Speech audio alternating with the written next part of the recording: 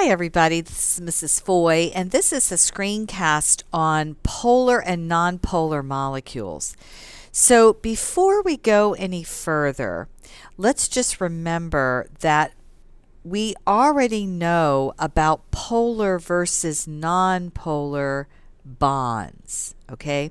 So don't get confused when you talk about polar versus nonpolar bonds and polar versus nonpolar molecules, okay? So that is what you want to keep in mind in this discussion today. We already know about bonds, polar versus nonpolar bonds. Well, these are both bonds that are using sharing electrons, and so these are both covalent bonds. And let's just go back to where that all starts, right? So it has to do with electronegativity. Remember, electronegativity is the pull one atom has on another atom's electrons. And the very most electronegative atom on the whole periodic table is fluorine. And this area, this corner in here, are the most electronegative atoms that we have. And so when you subtract those electronegativities, that's how you know about the bond. So remember that if you have a metal and a nonmetal, and you have an electronegativity difference of greater than 2.0, that's an ionic bond. So this is where you have a transfer of electrons. So this electron from the sodium leaves and actually ends up on the chlorine, which becomes a chloride, and that becomes an ionic bond.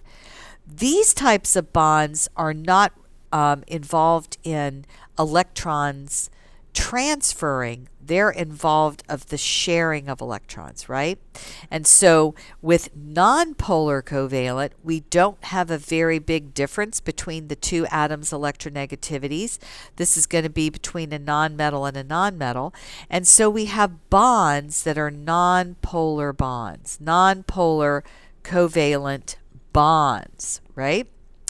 But then if the electronegativity difference is between 0.5 and 2, say, and it is a gradation of scales. It's not an either-or thing. These are two nonmetals, right, because we're talking about sharing.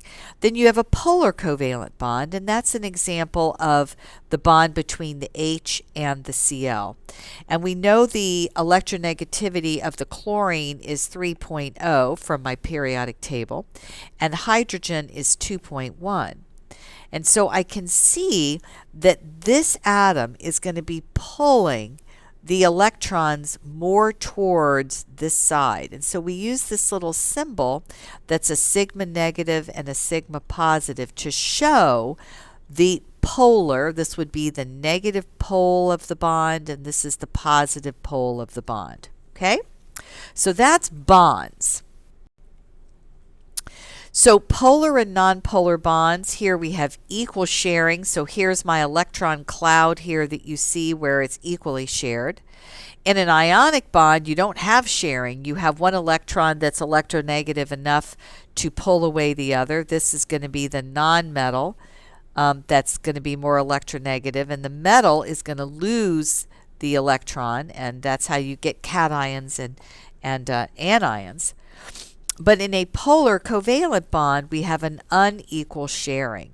And so we have these little symbols are partial charges, right? And so this is talking about the bond and its unequal sharing. I can see the electron cloud is shifted more towards the side, and that's why I make that the negative, partial negative side of that bond.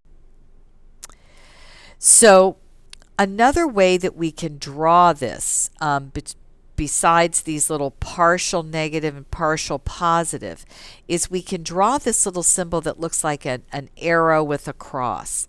And the bond between the fluorine, which has an electronegativity of 4.0, and hydrogen, which has an electronegativity of 1.0, I can see that's going to be a polar covalent bond. And so you draw the arrow towards the negative end of the bond.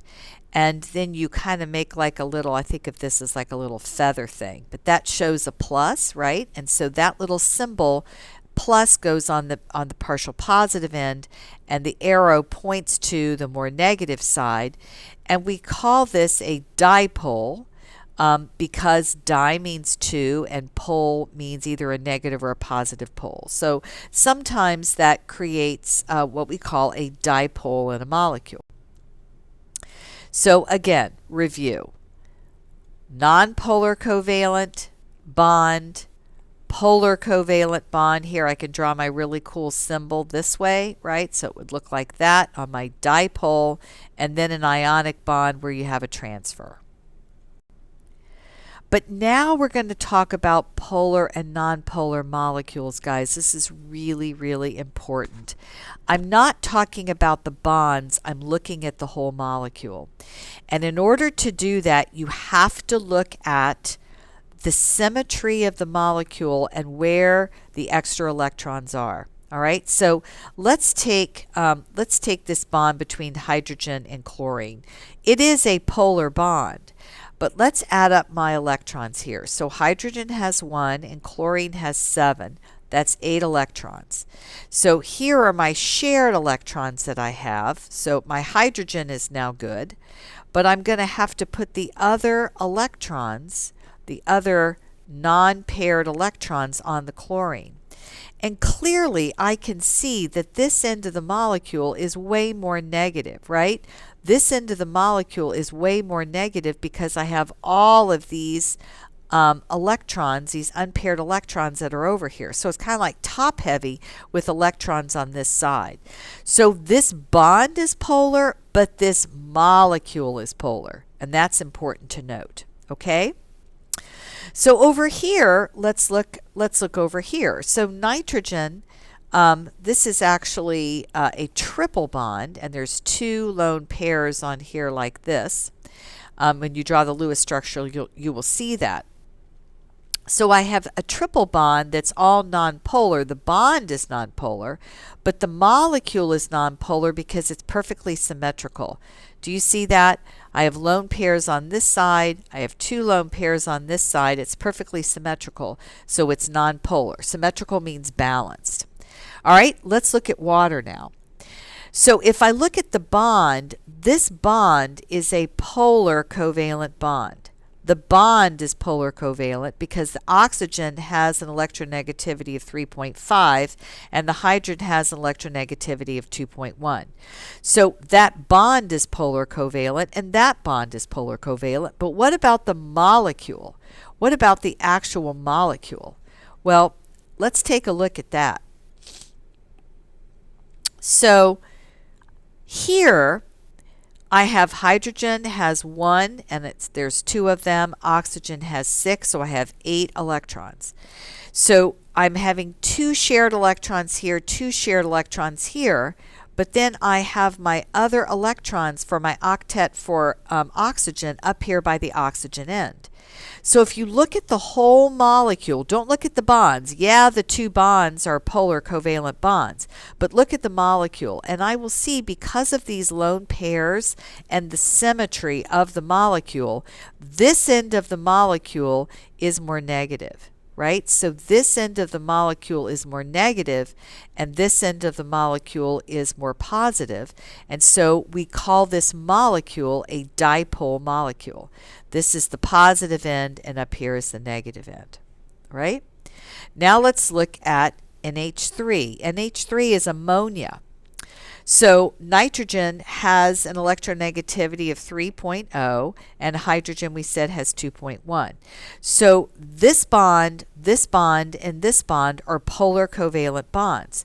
But when I add up the valence electrons and draw the Lewis dot, I can see something clearly that is going to help me tell if it's a polar molecule or not.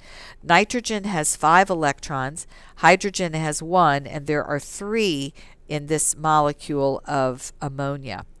So what I'm going to do now is I'm going to focus on where these electrons go. All right, so here we go. I've just used 2.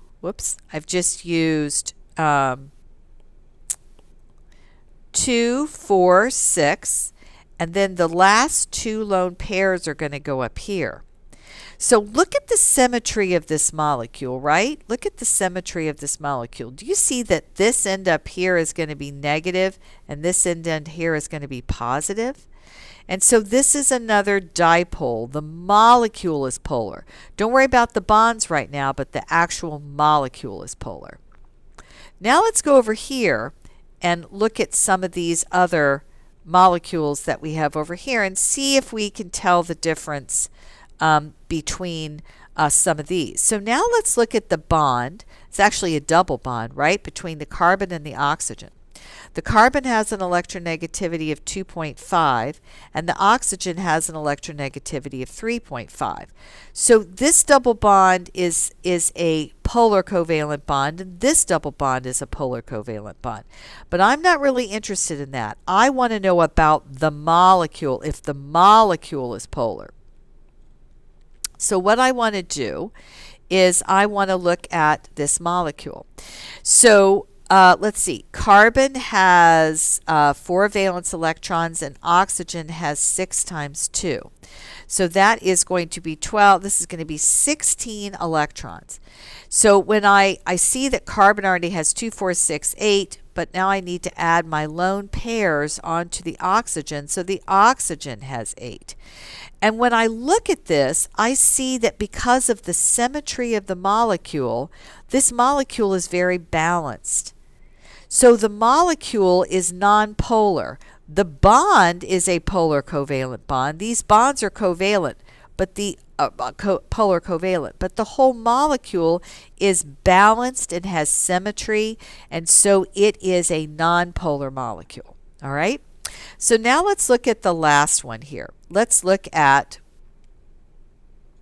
this molecule right here. All right? So let's take a look, and I can see that carbon has an electronegativity of 2.5 and chlorine has an electronegativity of 3.0. So this bond, this bond, and this bond, and this bond are all polar covalent bonds, right? Because the electronegativity difference, the difference in electronegativity is 0.5. But I don't care about that. I care about whether or not the molecule is polar. So in order to do that, I have to do a Lewis dot and see how many electrons that I have here. All right? So carbon has 4 and chlorine has 7, and there are 4 of them. So 28 plus 4, I believe, is 32 electrons. So I'm going to use 2, 4, 6, 8 shared electrons to bond those together. And remember, those bonds are polar covalent bonds. Now carbon has its octet, but now I need to put the extra electrons around these chlorines to give them an octet. Okay, so here's my Lewis dot structure. You have to draw a Lewis dot structure to be able to see if it's polar or nonpolar.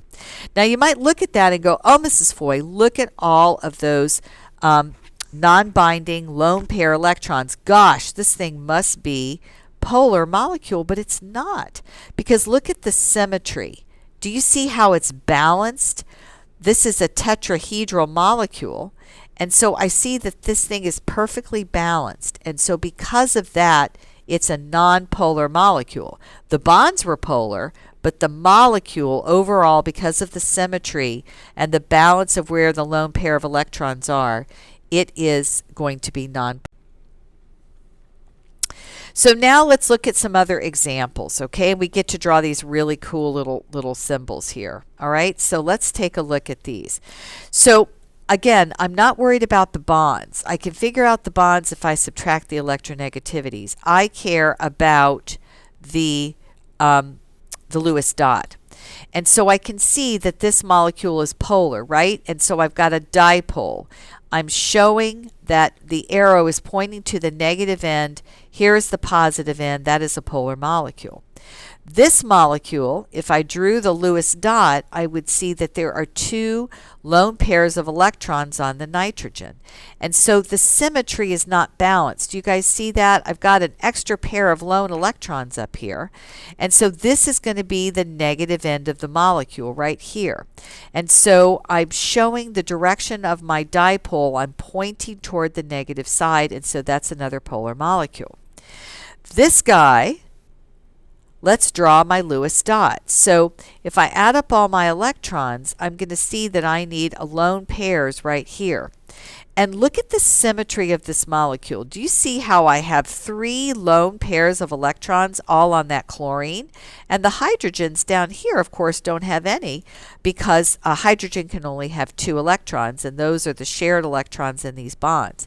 So this molecule is also polar because it's unsymmetrical. There's a bunch of electrons up here, and so that's the negative end of that dipole molecule. These molecules are all nonpolar, and boron is an example. Boron and some other atoms have less than 8. And so, not 6 valence, I'm so sorry. Boron can only hold 6 electrons. So the 2, 4, 6 electrons that it's sharing right now with fluorine are, it's going to be an exception to the octet rule. But fluorine needs 8, so I'm going to draw my extra electrons here. And of course, I'd have to add up all my valence electrons and put them in a pot, and all the way that you guys know how to do it. But I'm just kind of jumping to the Lewis dot because I'm assuming that you know how to do the Lewis dot. So look at this molecule. Do you see how this molecule is very symmetrical? It's actually trigonal planar. And I have lots of lone pairs of electrons, but it's perfectly symmetrical and it's balanced. And so this molecule is nonpolar. Let's take a look at this one. This is carbon tetrafluoride. And I've got 2, 4, 6, 8 shared electrons, but in order to have a complete octet for these chlorines, I need to draw my lone pairs of electrons. And these electrons, these lone pairs of electrons, gosh, there's a lot of them, but do you see how it's perfectly symmetrical? Again, the symmetry of the molecule, it's tetrahedral. All of these electrons here are perfectly balanced, so this is nonpolar. This molecule here is also tetrahedral, but I have an unbalanced position of those lone pairs of electrons, so I have one area of the molecule that's going to be my negative end.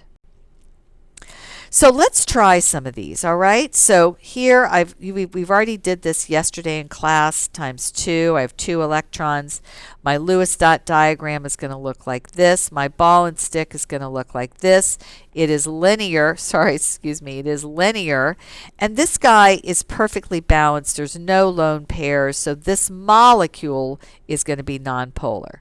So we're talking about the molecule here. All right, HBr, hydrogen has 1, bromine has 7. This is 8 electrons.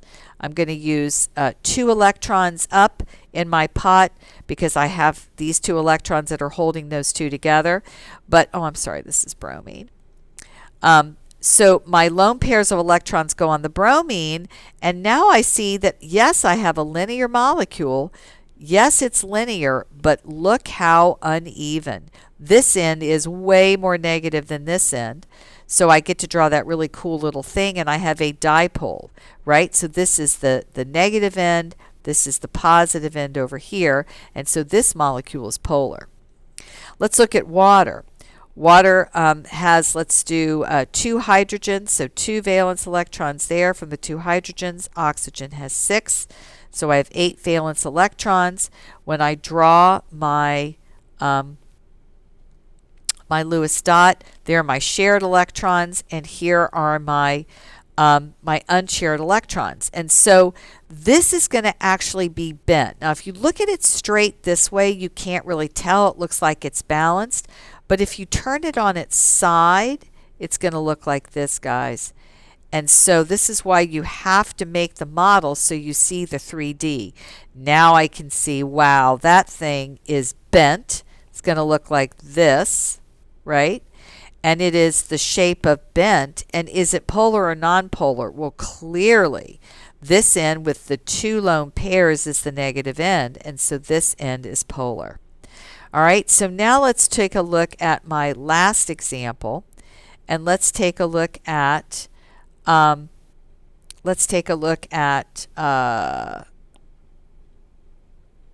ammonia, NH3. So nitrogen has 5 and hydrogen has 1 times 3. So this also has 8 electrons in the pot. I find the hydrogen can never be in the center, right? It's always terminal. It's always on the outside. So nitrogen is in the center, and I'm going to put my 3 hydrogens around. Then I need to bond my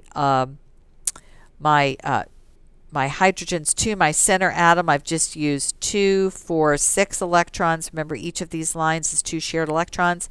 But I've got 2 lone pairs on that nitrogen. And so when I make this, I see that it's going to look like a trigonal pyramidal, right? Because this lone pair right here is going to push the bond angles down. It's going to make a little baby pyramid. So this is going to be trigonal pyramidal, and this molecule is polar because I can see the lone pair is uneven. It's on one end of the molecule and not the other. And so I would actually show this like this, right? I'm pointing to the negative pole. And so ammonia is polar, all right? Ammonia is polar. So just remember that there is a difference between the bond type, the molecular shape, and whether it's polar or nonpolar. So water, I can see that I have 2 lone pairs here. This is the negative end of the molecule. Up here is the positive end. That's polar. Methane has got 4 carbon to hydrogen bonds, and each of those are nonpolar covalent. They're just barely nonpolar covalent bonds. But when I put the molecule together, I see it's tetrahedral. There are no lone pairs. This little dotted line right here means it's just showing the 3-dimensional shape, because one of these hydrogens is behind you and one is coming forward. But it's symmetrical and perfectly balanced, and there's no lopsided lone pairs on the molecule, so that's nonpolar. Carbon dioxide has 2 polar covalent bonds. But when I look at the Lewis dot, I see that the lone pairs on the oxygens are perfectly balanced and symmetrical. And so because of that, the molecule is nonpolar. All right? So I hope that's been helpful, and I'll see you in class.